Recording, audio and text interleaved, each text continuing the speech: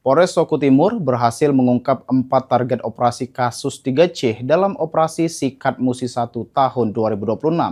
Sejumlah tersangka beserta barang bukti berhasil diamankan petugas. Satuan Reserse Kriminal Polres Soku Timur menggelar konferensi pers terkait hasil pengungkapan kasus pencurian dengan pemberatan, pencurian dengan kekerasan, dan pencurian kendaraan bermotor. Dalam operasi yang berlangsung selama 19 hari tersebut, polisi berhasil mengamankan sejumlah tersangka di berbagai lokasi. Petugas juga menyita barang bukti berupa kendaraan bermotor, alat yang digunakan pelaku, serta barang hasil kejahatan. Polisi menegaskan akan terus meningkatkan patroli dan penegakan hukum untuk menekan angka kriminalitas di wilayah Soku Timur. Pengungkapan di Polsek Blitar 2 yaitu begal,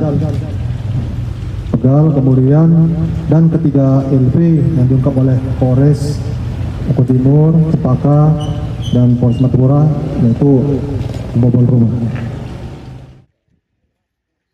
Atas perbuatannya, para tersangka dijerat dengan pasal sesuai tindak pidana yang dilakukan dan terancam hukuman penjara. Francisco Arikarwana, Pol TV.